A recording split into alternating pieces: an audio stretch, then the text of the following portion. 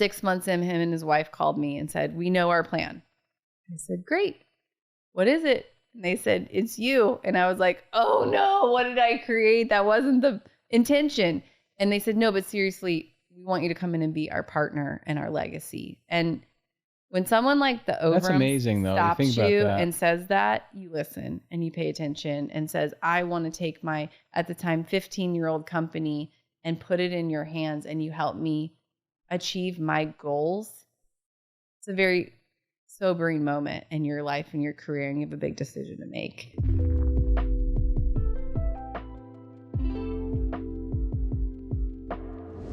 Welcome back to Vaulted Views, where we help financial advisors see higher, think bigger, and grow smarter. In season 3, it's all about real conversations with transformational leaders, and today's guest just checks every single box.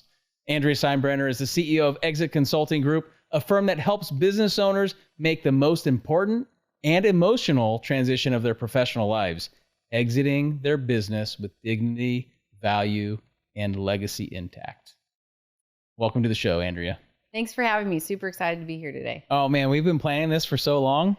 I mean, first of all, I was trying to get a meeting with you for months. Really?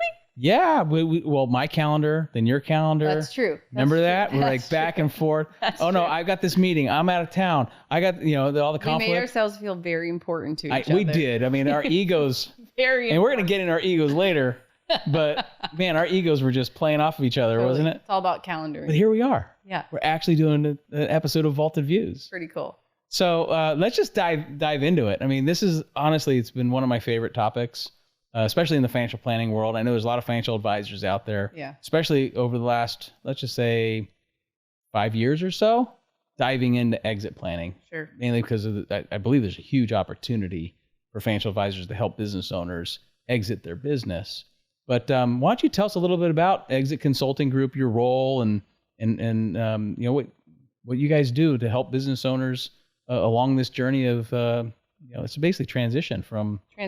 I mean, that's truly where we start. Is we talk with business owners about your exit journey is really about a transition. Yes, we get fixated on transactions in the M&A space and in the marketplace, but it's a life transition, whether you're doing it for the first and only time or you're doing it multiple times throughout your career. And so we prioritize that as our ethos at the company.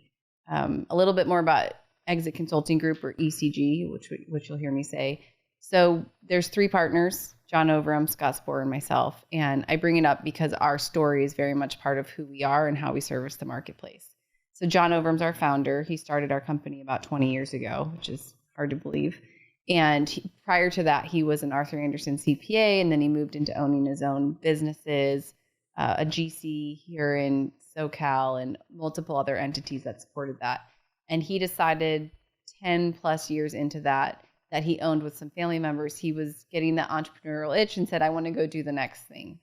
And when he exited that business, it wasn't a great experience for him. And what he looked back and realized quickly after it was over was that he didn't really understand all the different moving pieces that were going on inside of a transition and a transaction. And it ended up hurting his family relationships and ended up not being the liquidity event they had planned for. And that really became the ethos behind why ECG was started. And so when I heard John's story when we first met, it really pulled at my heartstrings. And from my prior experience in business, a recovering CFO, if you will, recovering VP of Ops, I saw that same spirit happening across our clients because of not great planning or not knowing what a transition and transaction really entailed. We business people like to focus on that transaction, but the people, have much more about us than just a liquidity event. We have hearts, we have souls, we have spirits, we have families, we have relationships. And when we take that out of the equation and focus on the transaction, we're left on the other side of it with resentment, dissatisfaction, pain, regret. And those are the things that John once wanted no business owner to experience once he truly experienced them. And that's why we exist today. And it actually is an amazing story. And he found a niche probably when it wasn't all that popular, right? Absolutely. And there's a lot of EQ involved in helping the whole emotional quotient, helping a business owner get to the point to sell their baby. Yeah. Right. I mean, this is really, it's their family away from their family. Yeah. Right. Yeah. I actually think you're touching on the heart of what actually goes on in a transition. So we start with EQ. Sometimes our clients don't realize we start with EQ, but we start with EQ because if we miss that element, which is really 80% of a successful transaction, they have all those things that John established the firm to help prevent in business owners. So you asked about our ideal client. We have all the specs. We're privately held companies. 10 to 50 or $60 million top line tends to be our sweet spot. Okay. If they're bigger than that, they usually have someone in-house they're working with, or they're going for much bigger investment banking type groups. If they're smaller, they might not have the patient stamina and liquidity to substantiate the year-long process that it takes. But we take them on as well. We're really about helping the right business owners transition. That's what we're motivated about. So we've got the specs, like I was listing off, but we were talking a little bit earlier. It's really about the readiness of the business owner and the readiness of the business. And what I mean by that is, if that business owner was to leave tomorrow, could that business keep going? Could it have a going concern? And could someone else come in and run it? Right. How dependent upon the founder is the business. And most of the time the answer is no, but is the business owner, now we're getting to owner readiness, ready to allow the right process to happen to make sure that business has a going concern in their absence? Also, the owner readiness comes down to where are they in their emotional readiness to leave. And so we triangulate what that looks like at ECG, and we start with liquidity because that's usually the first thing that people focus on when they're thinking about a transition. Sure. What's my number? What's my value? What can I transact at? So we start there because if we can't scratch that itch and answer that question, none of the other work will resonate, even though it's more important a lot of the times. So we do a fair market valuation. We walk them through a benchmark. We are very conservative in what we present to them because part of the emotional readiness is always re-level setting expectations. But we spend a lot of time with our clients talking about what is your relevancy and what is your legacy when you're not the CEO, founder, owner, president, managing partner of this business. And that tends to stop people. And many times we engage with clients, we get put on pause, and then they come back 60, 90, 120 days later because they had to go back and do some self-work to say, am I willing to go down this journey? And we're willing to do that self-work with them, but there's usually a period of, oh, this is real, and I need to get real about it, or it's not going to be successful. So I was sharing with Ray earlier that I always start every talk I ever give in groups of business owners and conferences and whatnot with 4-point question. I ask, how's your heart? How's your head? How's your body? How's your spirit? And most of the time people can say, and they're not allowed to answer with good. Let's practice. Oh, no. How's your head? Excellent. You want a scale of 1 to 10 or? Nope. Just a word or two. Oh, yeah. My excellent. head is focused. Oh, okay. So you don't want like excellent. No, excellent's good. Excellent's good. Okay. I'm parroting back. Okay, you're parroting. How's your heart? Fantastic. My heart is full. Full. Oh, okay. How's I your see where this body? is going, by the way. My body? A little stiff. Yeah, mine's definitely middle-aged. Yeah. Okay, we're being a little more real now. Yeah. How's your spirit? I'm happy. Yeah. Mine's very present. Present. Yeah. So I'll go around a group of CEOs or in a conference room, I'll break them up and I'll prompt them and then we'll do the exercise. And then I'll pause and I'll move on to some other topics. And then we'll go back to owner readiness. And I'll look at them and I'll say, how many of you were able to answer how your heart was today? And there's some mumblings, but most people get out. And I said, how many of you were able to answer how your spirit was today? And he gets real quiet. And what I talk about, and the reason why I go this is when clients are ready to transition, they can tell you how their heart and their spirit is. And until we can get good answers on that, we just work the process because that's the ethos. That's the crux of success in transitioning. So where I would point this back to financial planning is start having those kinds of conversations with your clients now, because when you then tell them to pick up the phone and call me, we're ready to go. But if we haven't done that work, we're months out of starting down the journey because we have to get real with ourselves. So what were the 4 questions again? How's your heart? How's your head? How's your body? How's your spirit? That's great. And that's all. And they're not mine. I got them from an amazing coach that worked with my firm for a while. So that's okay. That's okay. You can own it. You can own it. So that's a great little cheat sheet. So great. Because I was going to ask you later, like how, what are ways that financial advisors can be involved in the process? That's a nice, easy one to kind of dive into. But that's all EQ. It's all EQ. And similar to what we were talking about earlier, financial planners have a lifelong, if done correctly and well, lifelong partnership with their clients. That's the goal. That's the hope. And not just their life, generations to come. Our job at ECG is to support that relationship, is to help guide the client and their bench and their key advisor through this transition process so they can keep going post the transition. We're for a period of time. So we really like to quarterback that transition, but we need that client's bench on board, and we need their key trusted advisors sitting with them, holding their hand, stopping conversations, saying, don't use industry jargon, speak real, talk to us the way we understand it, make this make sense. And all of that comes from John's story. Well, and I think the most successful financial advisors, speak real with their customers, right? They don't try to throw different, terms at them that they don't understand, make the advisor sound smarter, right? Like, no, that's not what it's about. You want to make sure your customer understands what's going on. And I think it sounds like you guys do that really well. So on one end of the spectrum, you've got investment banks, right? Investment bankers. Yep. And on the other end, you've got business brokers. Brokers, yep. Like, where would you say ECG fits in that spectrum? Yeah. Well, many people don't even know the difference of the two. And so the difference of the two is, if you don't know and you're listening, investment bankers are federally licensed, brokers are state licensed. That's it. Okay, and there's new federal stipulations out there now because of how businesses are transacting and the volume at which that brokers can actually work deals that aren't necessarily within their state boundary as long as they meet certain federal requirements. So brokers are getting a little bit more flexibility, and investment bankers are continuing to focus on the bigger deals. Investment banking became a big thing when the SEC said we have federal regulations if you're publicly traded, and these people are qualified to trade you. So it's a big deal in understanding the two. And then you have consultants that play in between. We have both that exist inside of our firm, so we're able to do what we need to do nationwide. It sounds like you're very more heavily on the consulting part, hence it's part of the name, right? We are. Exit Consulting Group. Yeah, I mean, we're really focused, again, on the business owner. What we found through John's story and then talking with many other business owners over the last 20 years is that inside of a transition and transaction, shockingly, which I think financial planners can relate to, nobody's having direct conversations with the business owner.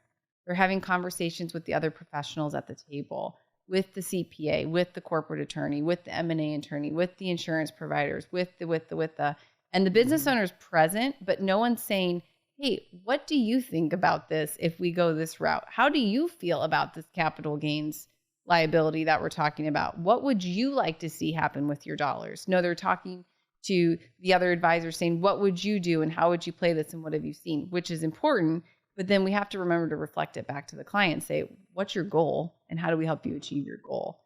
And so that's where we really love partnering with financial planners, because of all professional advisors out there, that's where they start. Right. So, so now we wet everyone's whistle on exit planning. Yeah. Right. Let's go back. Let's talk about you a little bit. Right. Let's talk about your career and how you got started, your journey. Just help us understand who you are, where you came from. I have a very unique journey. I know. I can't wait to hear the story again. Yes. So I am from the Midwest, born and raised St. Louian. So go Cardinals. Okay. I bleed red for Cardinals. Cardinal Nation. Okay. All right. And my husband, we're Padres fans over here. I know. I mean, we're good sometimes. Just kidding, Padres. No, my husband was also Midwest. He's from Cleveland. And we met early in life, and he was a naval officer for 20 years. So in our very early years of marriage, we moved 4 times in 5 years. And during our first move, we moved down to this little postage stamp of a base in Texas. And there was a branch of Texas A&M there. And we knew that we were going to move around a lot. So I walked into the business school. At that point in time, I had been in supply chain and operations before that, kind of self-taught and made.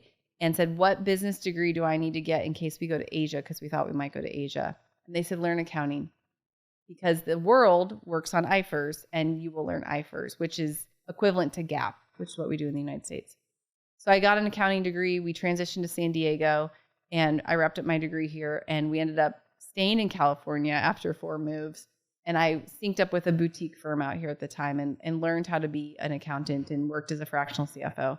From there, I realized the cyclical nature of accounting wasn't really my jam. I was more of the logistics supply chain person. So I actually hung my hat at the firm, and they were very kind and inquisitive and said, wait a minute, why don't you stick around? But instead of being a CFO for our clients, you be our VP of Ops and help us grow and scale, since that tends to be your niche. Okay, so you shifted from like finance and accounting over to ops. Operations again. So I learned how to be operations on the people side, not necessarily the product side, which is where I started.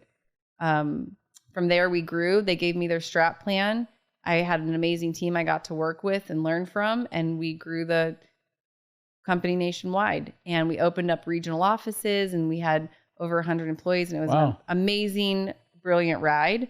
I think that was the first time actually our paths maybe had crossed in like a different way. Possibly. So, and they must have loved you for that and cherished you for all that growth.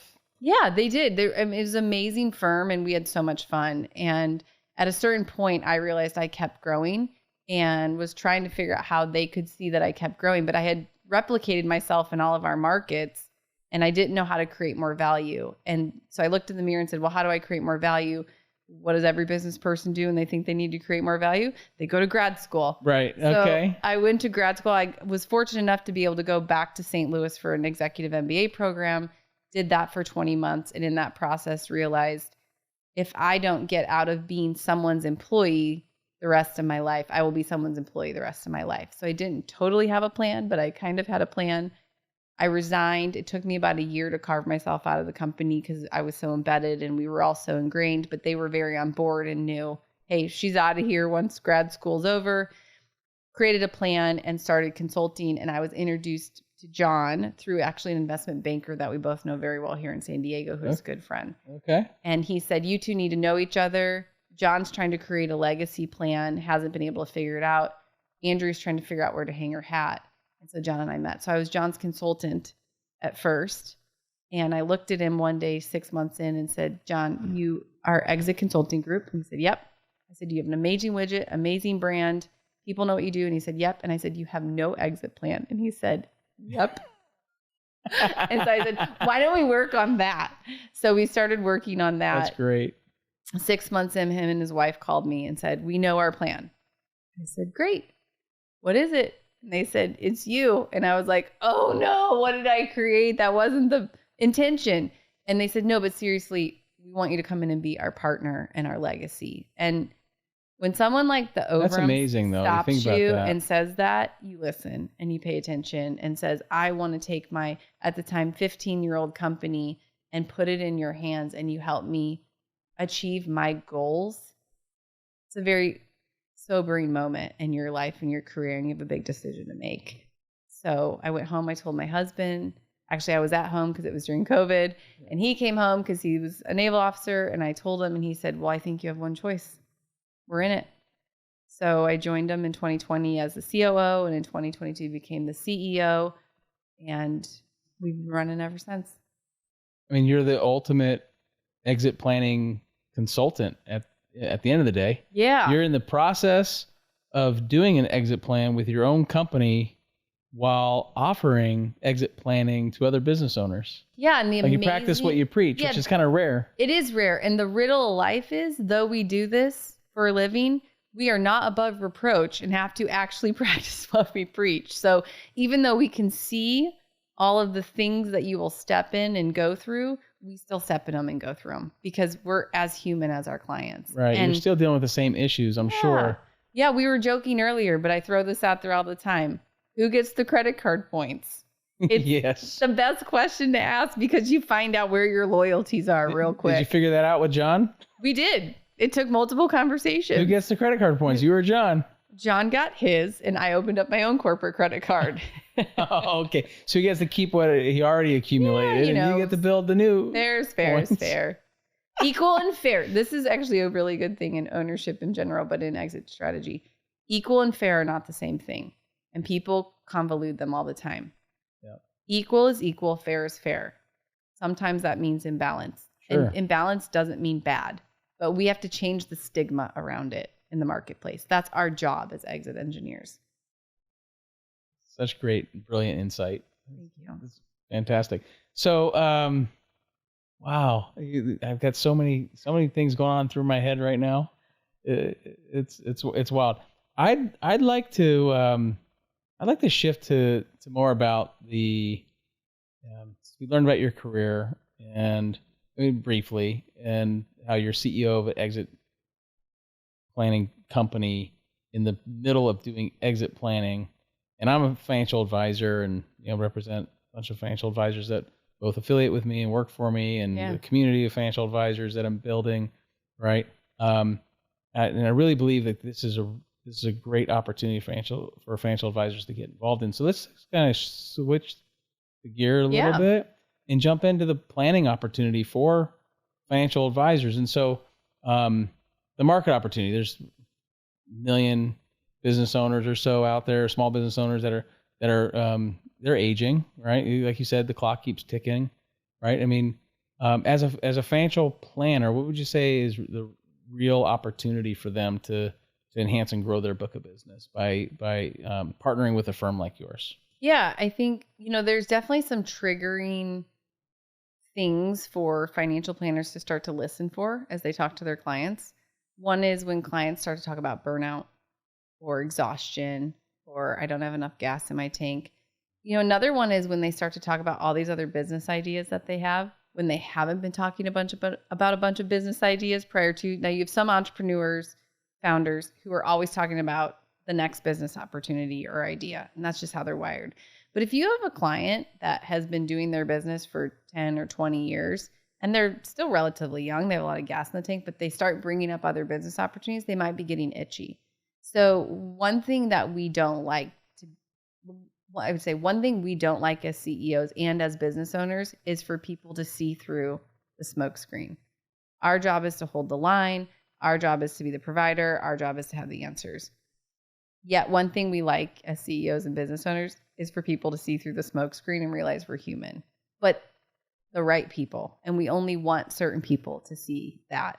Right. And our professional advisors are those, because we can call them on our drive home and tell them we had a bad day. We can call them on our way to work and say, how do I solve for this? And we know they got our back. And then we can still show up and fight another day because we were able to have that outlet.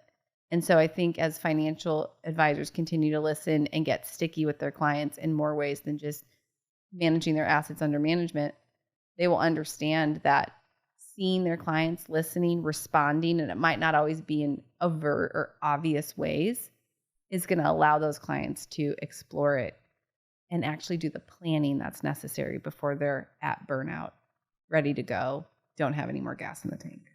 Interesting. So there are clues that you're just mentioning that a financial advisor could listen to, absolutely, recognize, identify, start the planning process, and then when they're ready, introduce them to exit consulting group. Yeah, I mean, people ask us all the time, like, what's the right time to bring a client in? Right, because we don't want to waste your time either, right? Totally. But also, we don't want to rush the process if we don't have to. When a client comes in and says, I want to be out in a year, we're like, we have to start immediately because it's going to take a year. Yeah. And so we can get it done. It doesn't leave us a lot of time for risk mitigation or tax liability mitigation, but we can get the job done.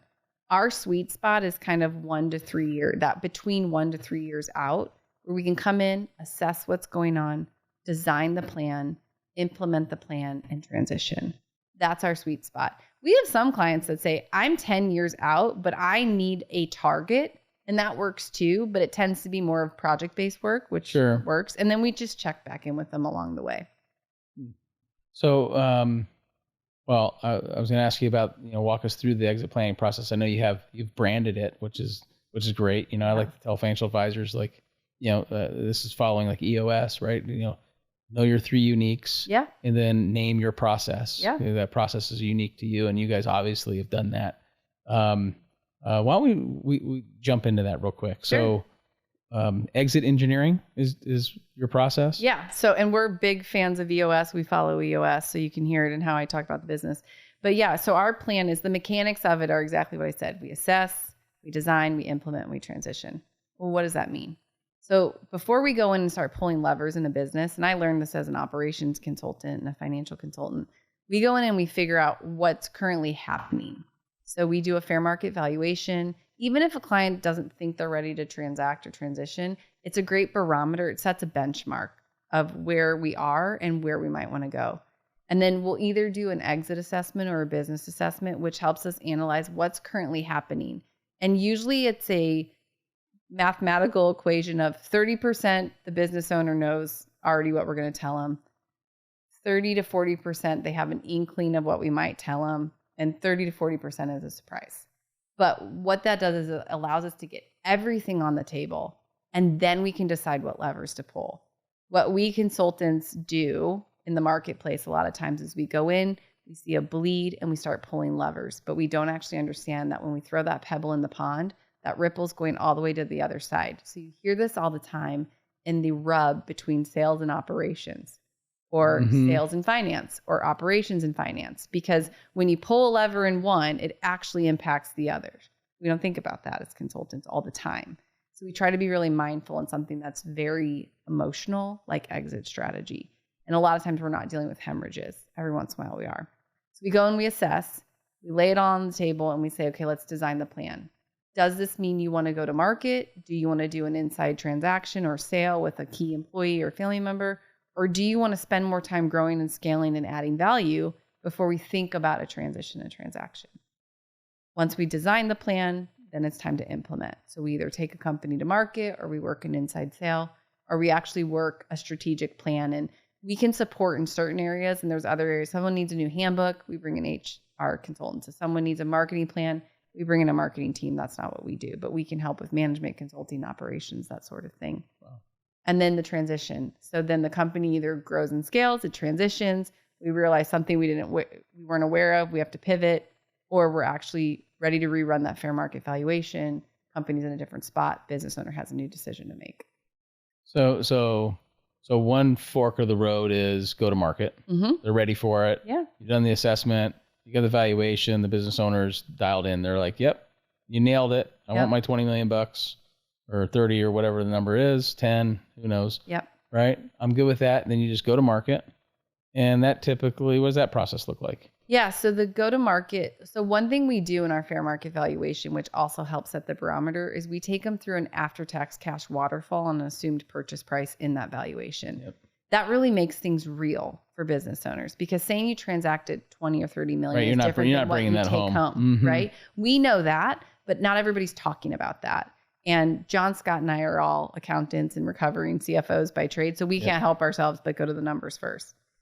But that does set a benchmark, which is really helpful. If they say, let's go to market, what's that process? Well, we have to put together what's called a CIM, Confidential Information Memorandum. Many people are familiar with it. It's basically a slide deck, right? It's a slide deck, and what's cool about what we do is we partner with this amazing firm called Exio. The name just happens to be very close to ours, not intentional. But they were the front runner and still are in the marketplace of, I'm an associate to real estate. So back in the day, 10 years ago, 15 years ago, you walk down the street, a house would be for sale. There'd be that little white house that had a bunch of flyers in it. You take a flyer, you read it, you call your real estate agent, you go see an open house, you decide what you want to do. We don't do that anymore. Now what do? Yeah. There's a walkthrough video. We go to Zillow. Yeah. Right? On Zillow. What Exio does is shows companies like Zillow does. So we get to show the marketplace our clients' listings in video format. Now there's different layers of NDA that they have to sign, so they get different clips of information, but it starts with a 30-second video teaser. This company's located in this region of the country. They're in this industry. Here's their top line revenue. Oh, I'm still interested. Sign the next layer of NDA. You get a 3-minute video with a little bit more in-depth B-roll, we call it, where you get to actually see the mechanics of the business. You're still interested, you sign one more layer of NDA. Now you get a 15-minute Q&A with the business owner. You get to hear from them about their business, why they want to transition and transact, what they've done with the company over time. So what that does is it opens up our buyer pool to a lot bigger people, and it also vets buyers really quickly, because you can decide by looking at a clip on Zillow if you're interested in that house or not, and you don't have to wait till Saturday and spend 2 hours working with your real estate agent to go tour it to decide. Right. So it helps us move through the process faster. So that's one of the unique things that we do. The other unique thing that we do that's starting to come online in the marketplace, but it's a little bit different, is we really promote what's called the IOI. I don't know if you heard of the IOI. Indication of interest. Indication of interest. So back in the day, you were interested in a company, you submitted an LOI, you lock a company up. So LOIs are non-binding, but they're typically exclusive. IOIs are non-binding and non-exclusive. Right. So you get to start actually interacting with more buyers and figuring out price and terms a lot sooner. Do you usually ask them to put a bid in at the IOI? Absolutely do. And we actually run as much negotiation up to an LOI as we can. Because what we don't want to do is pull a client off the market, lock them up while we're doing negotiations, only to find out the deal didn't work. Right. So you and I talked about this earlier, but one of John's ethos in the company we all embrace is blow the deal up as fast as you can, as many times as you can before you get into an LOI. Because what we want to do is, once we're locked up and we're now exclusive, we want to move through due diligence and you want to close the deal, right? Yeah, because everyone's getting fatigued at that point in time. Yep. Deal fatigue all kills of deals. our time up to LOI, which is a little bit different, but it's starting to come online as best practice in the marketplace. So IOI, then LOI. Then LOI, then move through all the close. So that's one fork in the road. Yep. The other one's more of a consulting fork, right? So they decide, I don't want to sell my business right now for whatever reason. Yep. Right. But I need to enhance it or improve it or whatever to hit my number someday. Yep. Or I don't want to be the sole practitioner, founder where everything's on my shoulders. Help me figure out how to build a management team. Right. Then you guys come in and you consult with them on how to do that. We do. Yeah. So how common is that, by the way?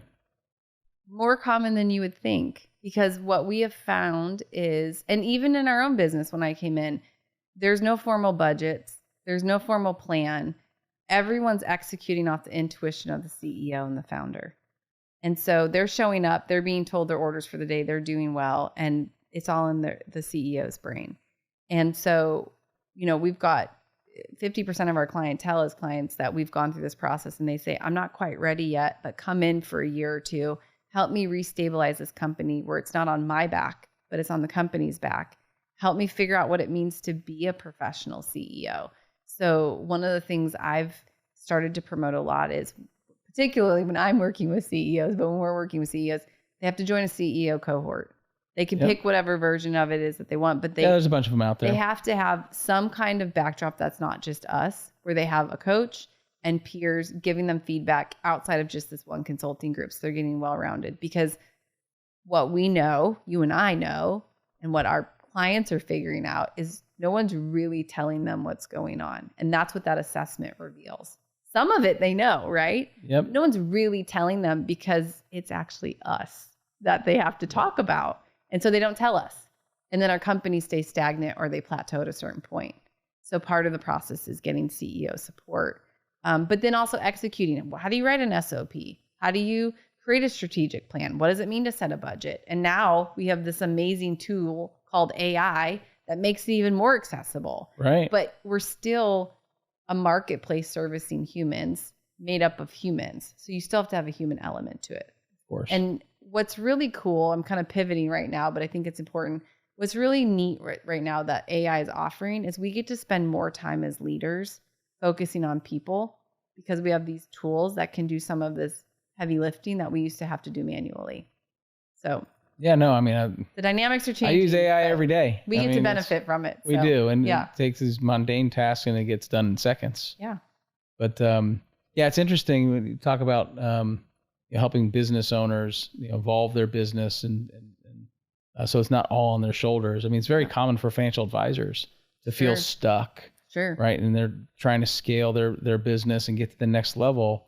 And so I see a lot of similarities between, kind of what you're doing every single day, maybe on the consulting side, maybe not on the actual sales side of the business, but the consulting side with kind of what I'm doing to help financial advisors, think more like a CEO. Yeah. Right. And how to delegate, how to hold people responsible, give them accountability, right. And opportunity to grow and leverage that and scale your business. So I see a lot of similarities. So So back to the financial advisor. I mean, so in that process, right, your exit engineering process, does the financial advisor fit into the process, or do they bring the client and then the client engages in the process, right? Like does the client need to know their number first? They sit down with the financial advisor, and the financial advisor says, hey, if you had $15 million after tax, here's what your retirement could look like, because here's how I can build your portfolio to draw an income from it. And they go, great, thank you, Ray, that's my number. Now I'm going to go talk to Andrea and see if I can go get 15 million after tax. Right? Is that how it works, or do they show up and they go, I have no idea what my business is worth, and give me a number and maybe I'll go talk to my financial advisor to see if I can make that work my lifestyle? Yeah, it's a little bit more, it's more fluid, but it can be one or the other, but it's usually something in between. So what we have found is some of our clients don't have financial planners and advisors. So it's one of the first things we structure with them, and we bring them in. We say, you have to have this person on your bench, particularly if we're thinking about a transaction. It's necessary. Second is sometimes they come in with, hey, this is what I think I need. And we run the analysis, and we're not, we're not close to the mark, or we're way over the mark or whatnot. And so that changes the conversation. It's just more fluid, because a lot of times we start down a process, and once we get more information, we realize how the process changes. So what we prefer is that the financial planner isn't just sending the client in, that they're coming in with the client and saying, this is what we think, and here's why, and what can you tell us? Or we're coming in with the client and saying, you need to talk to Ray, because he's going to give you analysis and insight and things we don't even think about your needs in the future. And he might change what we think we're advising. And so it's a team. It's really a team approach. Absolutely. And, there's lots of certifications out there that train people on exit strategy and exit planning. SEPA is a big one. Lots of financial advisors are getting their SEPA certification. I highly recommend it. It gives you a foundation of looking at things through a different perspective. And the reason why I bring it up is because those certifications, those qualifications, what they teach all of us is that it's a team. It's not one person. It takes lots of people to help a business owner through a transition. It takes lots of people to complete a transaction. Finding the right people, finding the right quarterback on that team, and then where everybody plays is necessary. You need a quarterback. We like to be the quarterback, but quarterbacks aren't the only person on the field, and they don't win the game alone. Right. But quarterback on the project of selling their business. Just on the transition. Like the financial advisor wants to be the financial quarterback for their financial lives, which we think of them as like the coach, right? Okay. Where they're on the sidelines holding the playbook, saying this is what we need when, and this is why. They got the clipboard. They're flipping through the plays. At different inflection points in that person's life, the play changes.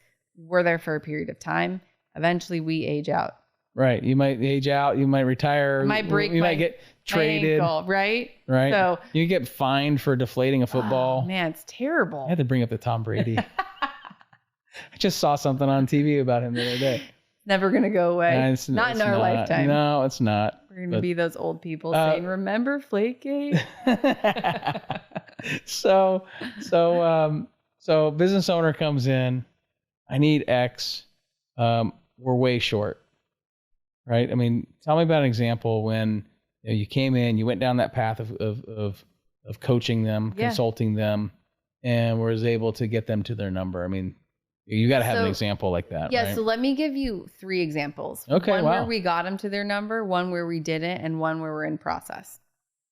Okay. So we had a client here in SoCal a couple years ago, really neat gentleman, was a first responder, had this really cool product that he built coming out of that industry, and had a number. And when we ran his fair market value, we were off. We were off by about 40%. And ouch. His options were, we can go to market and see what it bears. You can keep running this thing and we can come back, or we can work with you to try to build value and scale. And he chose number 3. So we worked with him for about 9 months. We brought in a professional management team. We put in SOPs. We put in a roadmap that people could execute to. We reran his fair market value because he was just running out of steam, and the number increased. So we said, let's see what the market bears. When we took him to market, because he had transitioned from being owner-operated to professional run, the market gave us an even better purchase price. So we ended up transacting him not for 40% more, for 50% more than what he initially thought he wanted. And that was a huge win for us. And it changed his life. So that was a really neat story. And that was over what time period? About 18 months, all in. About 18 months. That's massive value creation. It was massive. It was a really good win for all of us. It felt really good. And if I was a financial advisor that brought you that client, I mean, I got to look really good. Oh, right? absolutely. Like, yeah. I just made him more money than my fees would ever charge him. As you should. Right? As you should. And there's which is also one of the other benefits of having a relationship like this. Absolutely. And that financial advisor will call us in again when it's needed, which is great for us. So that was a really cool story.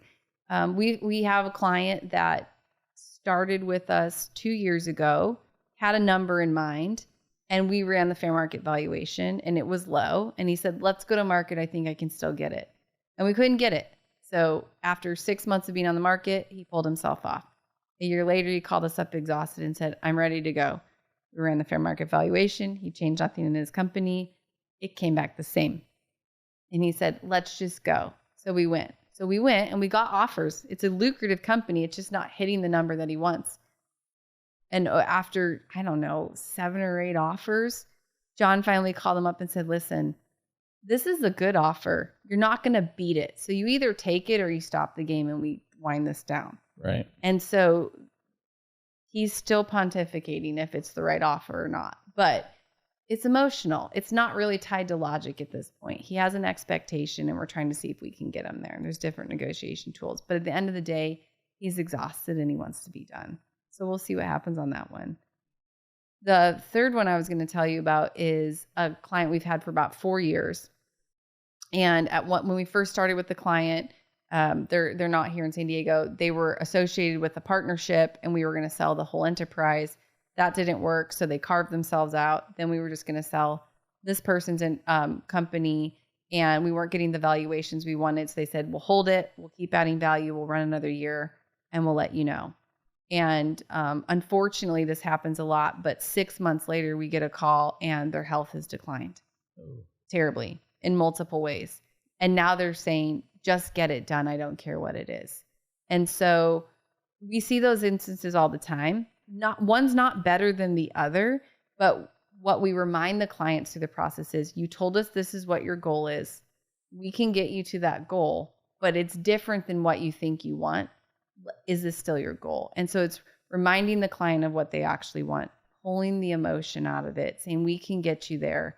Let's go. And so we see anything in between. Yeah, I feel for those business owners. Yeah. Are almost kind of forced to sell because of health. It's not what you want. I mean, that's terrible. But again, I mean, there's so much EQ in this process. It's just real. Like you said, it's about dealing with people, right? They only get to do this transaction one time. Yeah. Right. Unless you've got some magic formulas for how they can turn it over 2 or 3 times. I mean, most of the time what we see, if people are in a second or third transaction, it was either intentional, like they want to be a serial entrepreneur with multiple companies, or they end up somehow having to take their company back on. Buyer can't pay the note.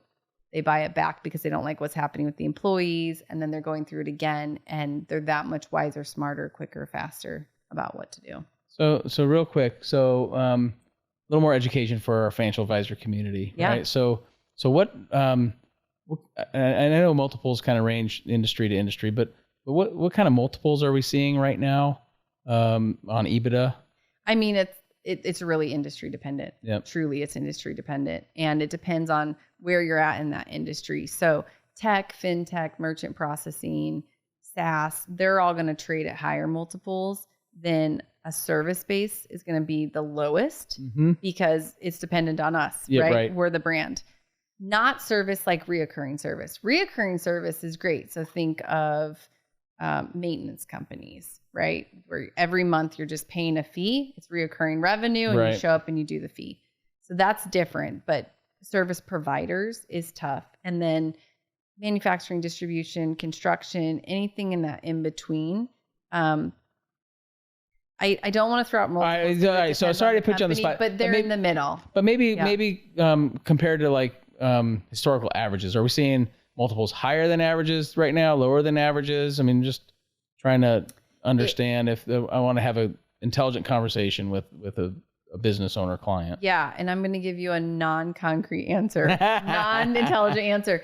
It just depends because, so for instance, if you're a subcontractor of a GC in certain industries and certain disciplines, you might trade higher than that GC. In other markets, the GC might trade higher than the subs. So it depends what you're doing and how you're structured and what market you're in. There's certain SaaS-based companies that are trading at really high multiples because they're now touching AI. They're now touching, an intelligence level that other ones aren't, where if you're a kind of old school SaaS-based product that not a lot of people are using anymore, you're kind of just trying to get out before there's a fire sale. So it's hard to say without knowing the business. You have lots of things that touch businesses, like, are you a minority owned business?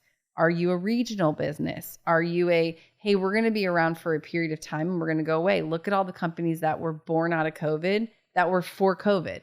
And they transacted during COVID well, and now you don't need them anymore, and they're out there. So it's just timing sometimes, and you can't time the market. And we tell our clients this all the time.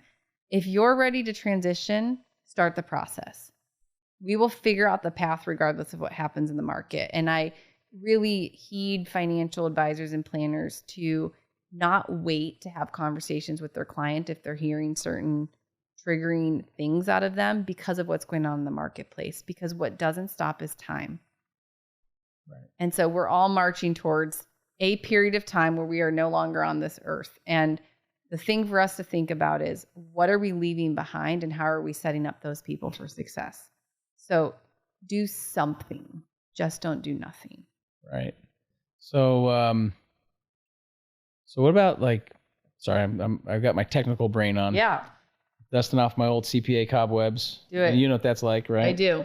So, deal structure. Mm-hmm. I'm sure, again, it varies industry to industry and everything, but what would you say like a typical deal structure would look like these days? Yeah, it depends on the size of the deal, but I would say, for that privately held mid-tier market, what we're seeing less of right now is earnout. Financial institutions don't love earnouts right now. More upfront. More upfront, maybe a little bit less of a purchase price, but more cash upfront. Sometimes we're seeing earnouts or seller carries, but they're for lesser of the deal. And that has to do with how cash is moving in the marketplace right now. I mean, for the smaller deals, if you're paying attention, like SBA is kind of going back to how people think that they're changing their stipulation and they're tightening down. They're really not, from our opinion. They're just going back to pre-COVID days. Interesting. Yeah. And so it feels different. It's kind of like if you're trying to buy a house now and the first time you bought a house was 10 years ago, you think the market's totally crazy, but the market's kind of finding its equilibrium, and we've been kind of out of equilibrium, and it's been great for consumers, but that's not necessarily how you sustain an economy.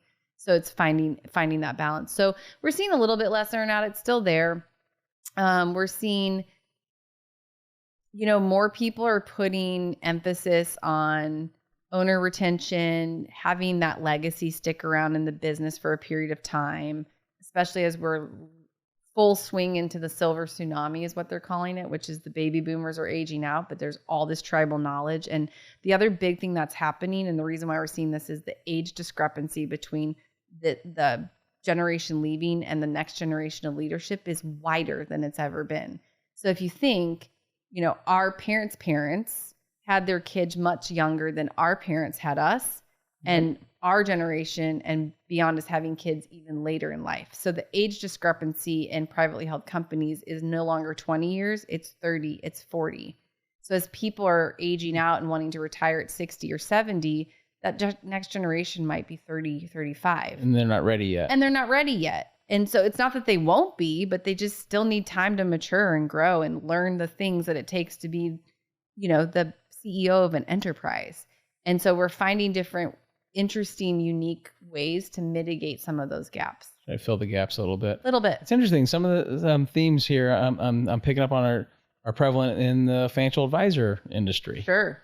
Right? Absolutely. Aging financial advisors. Yeah. Who's taking over the family office, right? Yeah. Yeah. I mean, I helped they have the chops. I helped one of the financial advisors that affiliated with my firm do a succession plan from dad to son and daughter. And one of his concerns at first was, are they ready?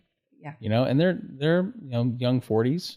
right? And but hadn't done that before, and he didn't want his business to be at risk. I mean, and at the same time, I came up with a creative structure. I'll tell you about it offline. Yeah.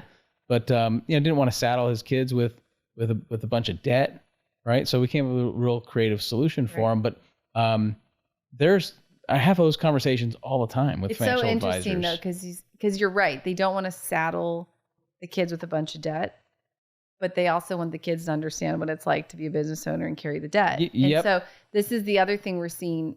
Again, when my parents were growing up, if there was a family business, the kids were in the business on the weekends. They were working it after school. They were part of the business. It was part of how the family sustained itself. When we were growing up, we weren't in family businesses. We were on soccer fields and on basketball teams and playing in front yards. And, it was just a different generation. And so that same kind of tenacity, that same understanding of how the business worked just changed. Just how many more people went to university and then grad school in the generations to follow than 50 years ago? It's just a different generation. Mm-hmm. So there's also a stigma out in the marketplace that I think we should break, which is not about who's got the grit or the understanding. It's just how it shows up. Because what we're seeing is the younger generations are being penalized for the benefits that the older generations provided. The younger generations are resentful because the older generations aren't giving them a bat because they followed the path that they were asked to do, which was take these benefits. So it's just a weird human nature conundrum that's happening right now. It's a very interesting perspective. I mean, I can tell you, at least in my experience, these two, they show up every single day. They crush it, making their father super proud. Totally. I'm just super proud to be able to help them achieve their goals, which is awesome. But Totally. But we're having these conversations all the time with financial advisors. It's really interesting. We have an aging advisor kind of population. There's a gap between the next generation of advisors. Yeah. Private equities come into the industry. It's a high cash flow business. Absolutely. So it's really attractive from a PE perspective. It's driving multiples higher, which then is, kind of feedback loop back to these aging owners who are looking to sell. Yeah. Right. So it's very fascinating what's going on from an industry perspective in the financial world. So, and I see a lot of similarities. What you're basically saying across many different industries. Yeah. So it's, industries you wouldn't know would be hit by financial buyers or being hit by financial buyers. So it's fascinating. Yeah. I just love it. So, so last thing, right? So if, what would you say is just one small step that a financial advisor who's listening to this show could take this quarter, right, to kind of inch towards exit planning with some of their business owner clients? Yeah. So I would say we have a list we publish all the time when we do talks and webinars and whatnot, and I'll give it to you and you can share it with anybody who reaches out. But we go through 10 questions, and I would encourage any financial planner listening to sit down with 10 of their top clients and see if they can answer these basic questions about the business. Answering them for their client, because this will start the conversations, which is what you're asking. Yep. Who's the number one rainmaker in their business? Who signs the checks in their business? Who's the number one executor, different from selling in their business? Who has access to move money, not just see it? How much of that business owner's life runs through the business? What happens if the business owner goes on vacation for 2 or 3 weeks and doesn't check email or make a phone call? When financial planners start asking those questions and trying to understand the answers to them, it opens up the conversation with their business owners to say, hey, I was thinking about this, and you're 60, 65, 50. I don't know. You told me you wanted to retire at 52. I was going through this checklist and I realized the answer is you on all of these. So if we're going to achieve the goals that you're telling me you wanted to achieve, that you told me 5 years ago, and every year when we fill out the annual planning, you check them off, those are still your goals. We actually have to start doing something about one, if not multiple of those, to get you to that goal. It's not super complicated. It's not super complicated, but that was phenomenal, like cheat sheet. Great. Right? Good. The answer shouldn't be you to any of those questions. Yeah. And as as you're rattling off these questions, I'm answering them in my head about me and my business. And here's the thing, what we say when we do it with the next choice of group, we have them check a box. Is it you or is it someone else? And the third column is, if it's someone else, write their name. Because that makes it really real. Uh-huh. Yeah. And your financial planner should be able to write the name of the other person doing that in your business when they're that sticky with the business owner. So I would challenge any financial planner listening. If you can't name the person, but you know it's somebody else, find out. Get that sticky. Brilliant. Love it. Wow. What a masterclass, everybody, on exit planning. Andrea Steinbrenner. Super fun. Holy cow. I went by so fast. So fast. This was great. This is fun. We'll have to do it again. Definitely. Have another glass of wine. We didn't even hardly drink. I mean, usually I hit a couple of these during, but I've just been so intrigued with your story and the business. Thank you so much for joining the show. Thanks for having me. It was really fun. You're the best. Thanks. Thank you. And so, financial advisors, if you are working with business owners and you're not in the exit planning conversation, you're sitting on untapped opportunity. Exit planning is where trust, value, and legacy converge. And it's where the best financial advisors set themselves apart. So if you want to learn more about Andrea and the work at ECG, or take the next step in your evolution as a financial advisor, just come to my website. It's at rayluciajr.com, www.rayluciajr.com. And there you'll find a link to today's guest and additional resources. And most importantly, a gateway to join, I mentioned this in the show, the Quotient Advisor community, a private network of advisors who want to grow with intention, build with intelligence, and serve at the highest level. Again, thanks for tuning in to Vaulted Views. If this episode resonated with you, share it with another advisor. And until next time, stay elevated, stay strategic, and stay vaulted. I'll see you in the next episode.